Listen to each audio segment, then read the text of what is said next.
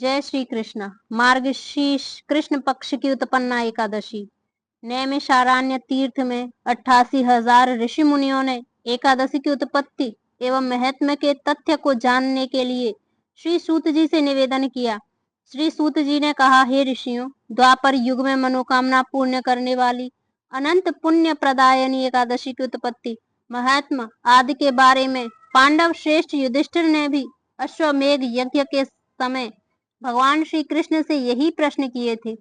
युधिष्ठिर ने पूछा, हे भगवान, पुण्यमयी एकादशी कैसे उत्पन्न हुई, इस संसार में क्यों पवित्र मानी गई तथा देवताओं को कैसे प्रिय हुई, इसका महत्व और विधि विधान क्या है, इसको करने से क्या पुण्य फल मिलता है, उपवास के दिन जो क्रिया की जाती है आप कृपया करके बतलाने का कष्ट करें। यह वचन सुनकर श्री कृष्ण कहने लगे, हे युधिष्ठिर, मैं एकादशी के व्रत का महत्व तुमसे कहता हूँ, तुम एकाग्रचित होकर सुनो। शास्त्रों के अनुसार हेमंत ऋतु में मार्गशीर्ष अर्थात अगहन मास के शुक्ल पक्ष की 11 तिथि को एकादशी का जन्म हुआ था। इसलिए सर्वप्रथम उत्पन्ना एकादशी से इस व्रत का आरंभ करना चाहिए।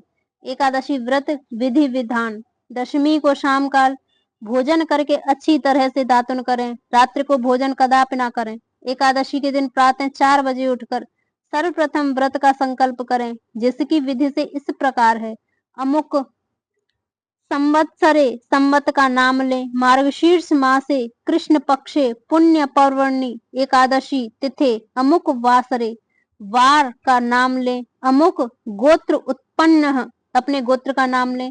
अमुक नामनो अपने नाम का उच्चारण करके ब्राह्मण हो तो शर्मा, क्षत्रिय हो तो वर्मा, वैश्य हो तो गुप्त और शूद्र हो तो दासो कहें।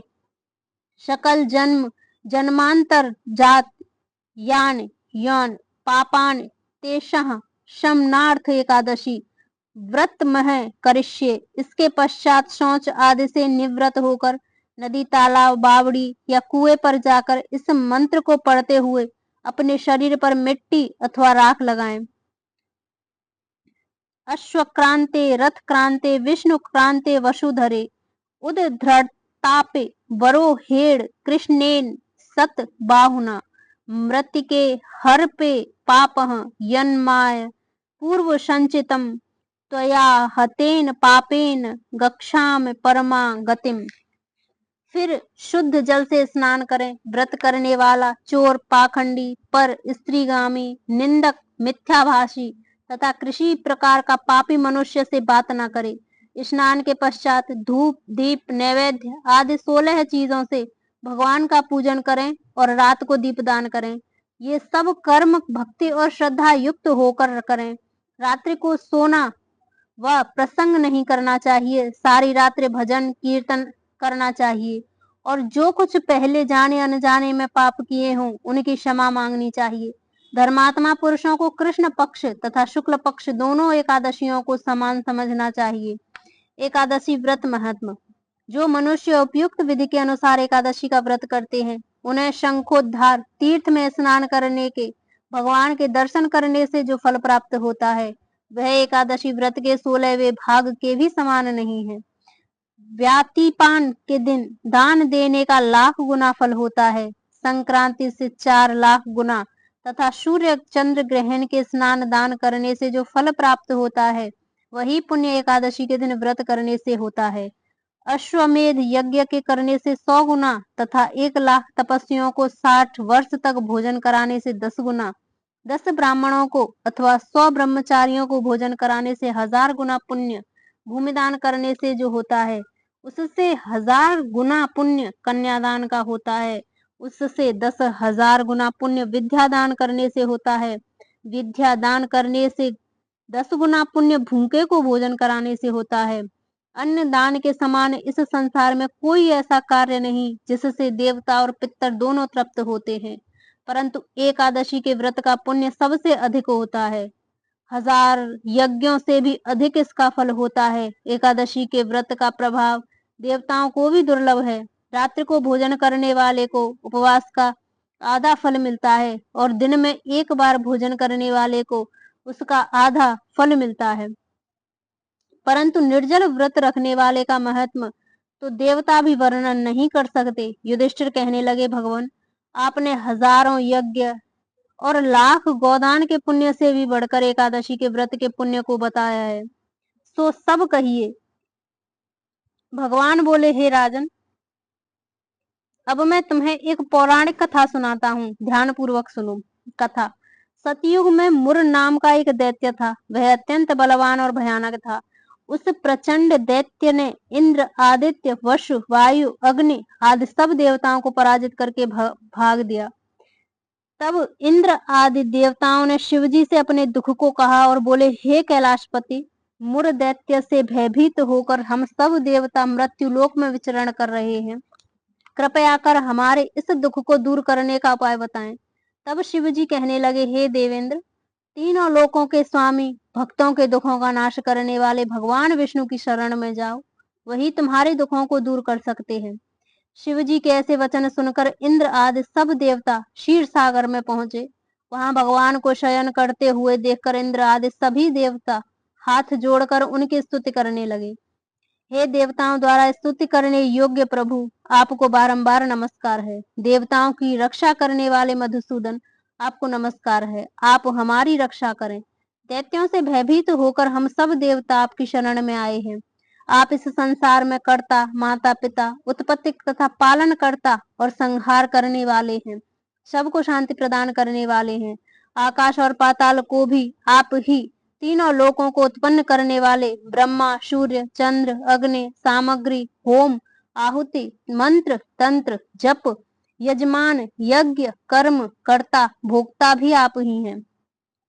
हे भगवान, दैत्यों ने हमको जीतकर स्वर्ग से निकाल दिया है और आप उन दैत्यों से हम सब की रक्षा करें। देवताओं के ऐसे करुणामय वचन सुनकर भगवान विष्णु कहने लगे, हे देवताओं, ऐसा मायावी दैत्य कौन है जिसने सब देवताओं को जीत लिया है? उसका नाम क्या है? उसमें कितना बल है? उसके कितने आश्रय हैं तथा उसका स्थान कहाँ है? यह सब मुझे बताओ।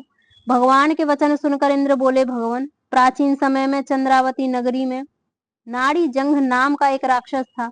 उसी के महापराक्रम की और लोक विख्यात मुर नामक पुत्र ने सब देवताओं को स्वर्ग से निकालकर वहां अपना अधिकार कर लिया है। वह सूर्य बनकर स्वयं ही प्रकाश करता है तथा स्वयं मेघ बनकर जल की वर्षा करता है। आप उस दुष्ट को मार देवताओं को निर्भय बताइए। इंद्र के वचन सुनकर भगवान कहने लगे, हे देवताओं, मैं शीघ्र ही तुम्हारे शत्रु का संहार करूंगा। तुम चंद्रावती नगरी जाओ। इतना कहकर भगवान ने सब देवताओं सहित चंद्रावती नगरी की ओर प्रस्थान किया। उस समय दैत्यपति मुर दैत्य सेना सहित युद्ध भूमि में गरज रहा था। युद्ध होने पर असंख्य दानव अनेकों अस्त्र शस्त्रों को धारण कर देवताओं से युद्ध करने के लिए, परंतु देवता भय के मारे चारों दिशाओं में भागने लगे। जब स्वयं भगवान रणभूमि में आए तो दैत्य उनको भी देखकर अनेक प्रकार के अस्त्र शस्त्र और आयुध लेकर दौड़े। भगवान उनको आता देख चक्र और अपनी दिव्य बाणों से उन पर प्रहार करने लगे। अनेक दैत्य उनके हाथों से मारे गए। केवल एक मुर ही जीवित बचा रहा। वह अविचल भाव से भगवान के साथ युद्ध करता रहा। भगवान जो भी तीक्ष्ण बाण उसके शरीर में मारते, वह उसके लिए पुष्पों के समान हो जाते। शस्त्रों के प्रहार से उसका शरीर छिन्न भिन्न हो गया, परंतु वह फिर भी युद्ध करता रहा। अब मैं आपस में मल्ल युद्ध करने लगे और 10,000 वर्ष तक उनका मल्ल युद्ध होता रहा, परंतु वह दैत्य भगवान से पराजित न हुआ। तब भगवान विष्णु युद्ध में थककर भद्र का आश्रम को चले गए। वहां पर एक हेमवती नाम की सुंदर गुफा थी। उसमें विश्राम करने के लिए उनके अंदर प्रवेश कर गए। यह गुफा 12 योजन लंबी तथा उसका एक ही द्वार था। विष्णु भगवान वहां जाकर सो गए। वह दैत्य उनको सोया हुआ देखकर मारने के लिए उद्यत हुआ।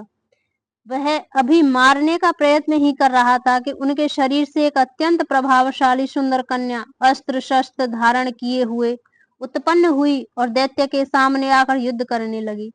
वह दैत्य उस बलवान कन्या को देखकर आश्चर्यचकित होकर उसके साथ युद्ध करने लगा। उस महादेवी ने उस बलवान दैत्य के रथ को चूर चूर कर दिया तथा उसके अस्त्र शस्त्रों को काटकर टुकड़े टुकड़े कर दिए। तब वह दैत्य महान क्रोध करके मल्ल युद्ध करने लगा, परंतु देवी ने उसको धक्का मारकर मूर्छित कर दिया।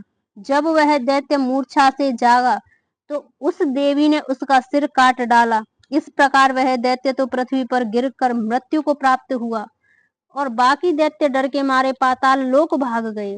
जब भगवान विष्णु की निद्रा टूटी तो उन्होंने मुर दैत्य के कटे सिर व दोनों हाथ जोड़कर खड़ी हुई एक कन्या को देखा तथा भगवान उस कन्या से पूछने लगे, हे देवी, जिस दैत्य ने इंद्र आदि सब देवता भयभीत होकर स्वर्ग से भाग गए थे, उसको किसने मारा है? वह कन्या कहने लगी, भगवान, जब आप निद्रा में थे तो यह सब दैत्य आपको मारने के लिए उद्यत हुए। उस समय आपकी योग माया द्वारा आपके शरीर से उत्पन्न होकर मैंने इस दैत्य को मार गिराया। यह सुनकर भगवान कहने लगे, हे देवी, तुमने देवताओं के भय को दूर करने के लिए बहुत बड़ा कार्य किया है, अतः तुम अपनी इच्छा अनुसार वर मांगो। तब वह देवी बोली, भगवान, यदि आप मुझको वरदान देना चाहते ही हैं तो यह वरदान दीजिए कि जो कोई मेरा व्रत करे उसके सब पाप नष्ट हो जाएं और अंत में वह मोक्ष को प्राप्त हो। जो इस व्रत का पुण्य है उसका आधा रात्रि को भोजन करने वाले को मिले और जो एक बार भोजन करे उसको भी आधा फल प्राप्त हो। जो मनुष्य भक्ति पूर्वक मेरे व्रत में एक बार भी भोजन न करे उसको धर्म, धन और मुक्ति प्राप्त हो। कन्या के वचन सुनकर भगवान बोले, तथास्तु। हे कल्याणी, ऐसा ही होगा। मेरे और तुमसे श्रद्धा रखने वाले संसार में प्रसिद्ध व समृद्धि पाएंगे और वे अंत में मोक्ष को प्राप्त करके मेरे लोक को जाएंगे।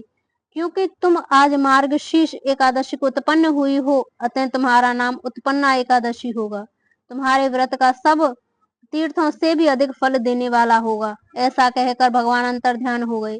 भगवान श्री कृष्ण ने आगे कहा, हे युधिष्ठिर, सब तीर्थों के फल से एकादशी व्रत का फल सर्वश्रेष्ठ है। एकादशी व्रत करने वाले के सब शत्रु भाग जाते हैं, अंत में वह मोक्ष प्राप्त करता है। यह मैंने तुम्हें एकादशी की उत्पत्ति का सब वृतांत बताया है। एकादशी पापों का नष्ट करने वाली तथा सिद्धि प्राप्त कराने वाली है। उत्तम पुरुषों को दोनों पक्ष की एकादशियों को समान ही मानना चाहिए। जो मनुष्य इस एकादशी का महत्व को पढ़ता सुनता है उसको अश्वमेध यज्ञ का फल प्राप्त होता है। वह करोड़ों वर्ष तक विष्णु लोक में वास करता है, वहां भी उसका पूजन होता है। जो मनुष्य एकादशी महत्व के चौथे भाग को पढ़ता है उसे ब्रह्म हत्या के अनेक पाप नष्ट हो जाते हैं। विष्णु धर्म के बराबर दूसरा कोई धर्म नहीं है तथा एकादशी व्रत के समान दूसरा कोई व्रत नहीं है।